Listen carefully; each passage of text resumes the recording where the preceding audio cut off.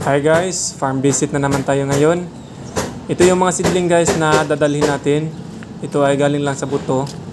Mga pinunla ko lang nung mga siguro 6 months ago. So, andito pa guys sa loob. Ayan. So, usually guys ay avocado. Marami tayong seedling na avocado. Meron din papaya. Yan ay avocado. So, kukunin ko yan. Ito pa isa. O, mabubuhay na yan. So, 2 piraso yan. So, tapos yung sa labas, medyo marami-rami din yun. So, meron din guys na simpidak. Yan, simpidak yung 2. Kasama yun sa binili ko from Bukidnon. So, ito pa guys ay avocado. I-transplant ko pa yan guys kasi nasa flower pot.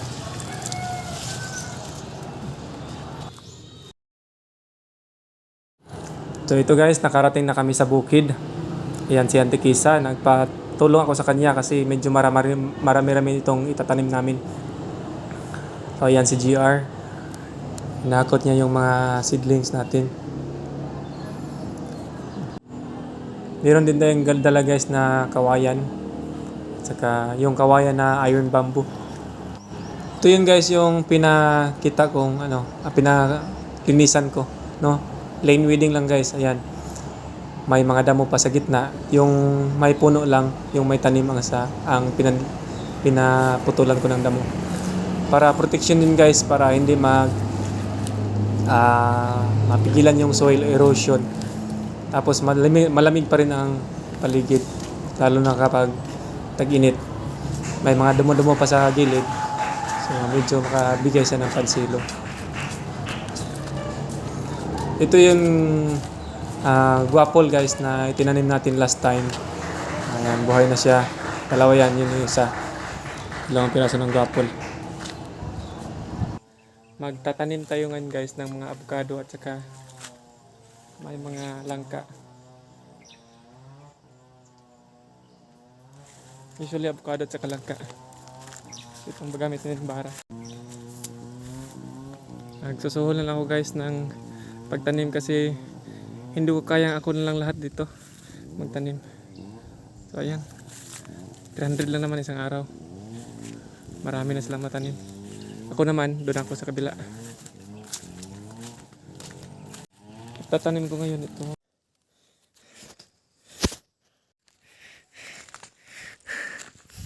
Ito guys ay simpidak. Order ko to from Bukidnon. So dito ko guys itatanim. Diyan may durian. Tapos yun may durian din doon. Tapos dito may durian. Yan may plug. Tapos diyan may durian. So kwadrado ang durian. So dito natin guys ilalagay sa gitna itong simpidak. Napapagitnaan siya ng 4 na durian. Okay. Ito guys. So ayan guys.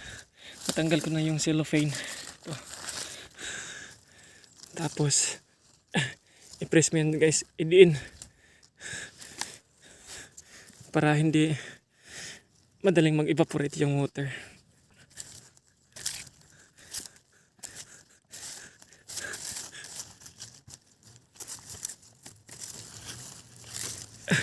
Ang oras ngayon guys ay 10:30 in the morning. Masyadong mainit guys, pero mabubuhay to guys kasi tag-ulan ngayon. Mas mainam magtanim pag tag-ulan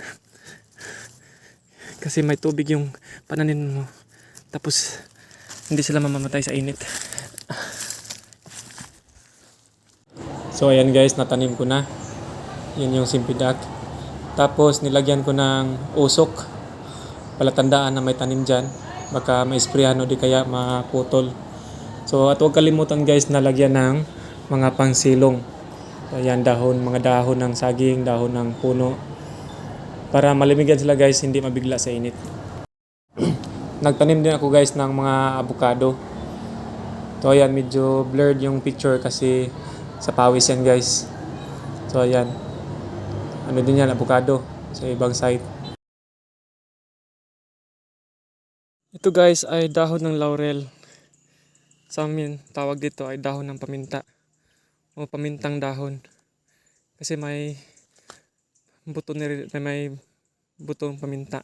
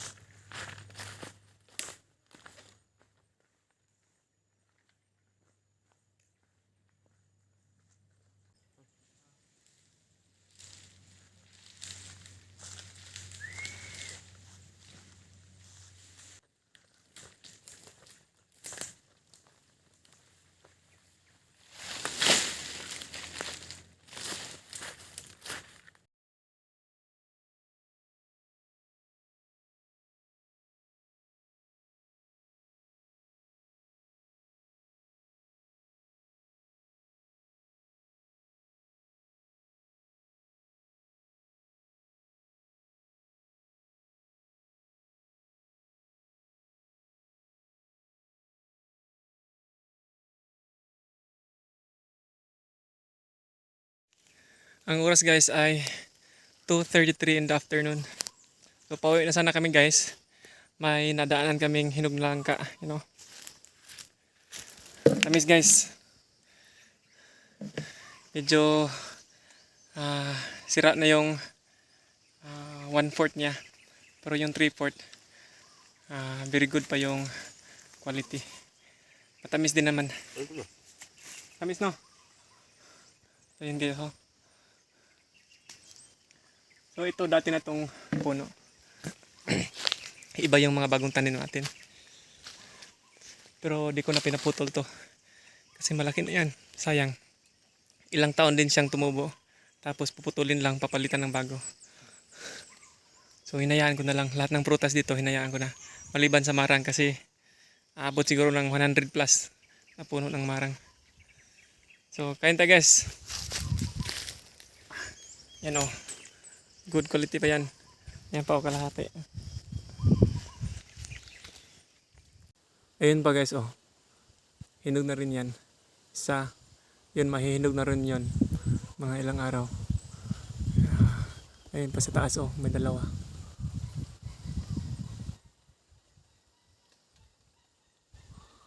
So, akitin ko yan guys. 4 na bunga ng langka. Mahihinog na yan. Ikakarga natin yan sa truck. Kasi pag di natin yan kinuha, mahulog lang yan dito, mabubulok. Sayang.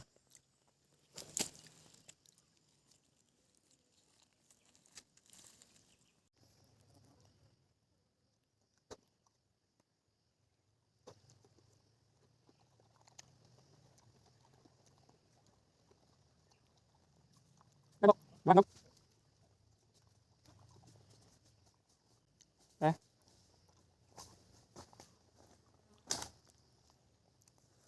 Papaya. 2 piraso. Ito pa isa.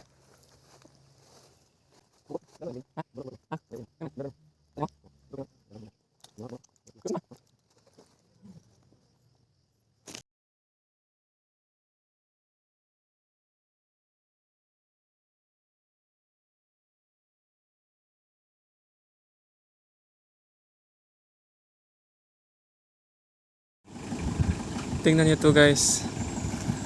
Nakapasok na yung bunggo natin. Kargatan Raji, sa likod Raji. Sa likod ikarga. Naman nang kay karga na.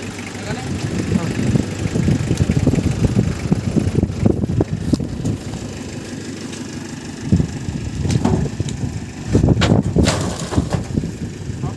Yawan ako eh.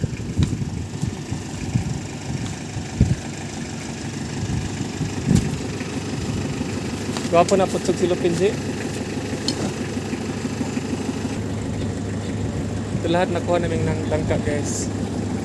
May 1, 2, 3 hinog na ganap na hinog na talaga. Pwede kainin. Tapos may 2 rin na mahinog pa sa susunod na araw. Tapos may 2 na para pang ulam. Kasi hilaw yan. Ayan, ganit ang langka yan.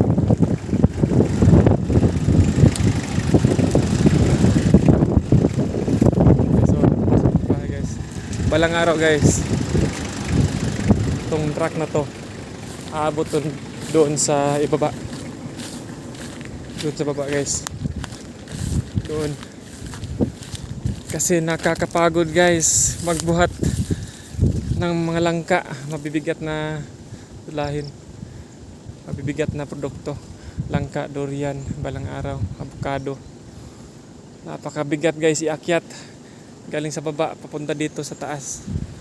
So balang araw guys makakarating tong bunggo, tong truck na to doon sa baba para yung produkto hindi na tayo mahirapan na magkarga paakyat dito.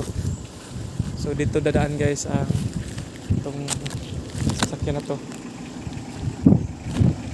itong truck yan. Dito guys, tapos dito dadaan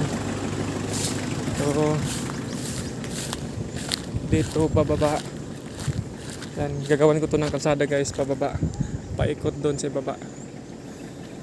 So sana ay ma-realize yan guys balang araw pag may bunga na tayo, pag may harvest na tayo, paggagawan ko yan ng daan.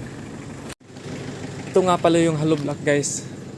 After almost 1 year na, matibay pa guys. Apakan ko pa yan matibay pa no. Matibay pa yan. Yan kasi hindi commercialize ang paggawa niyan guys. Kaya yan matibay.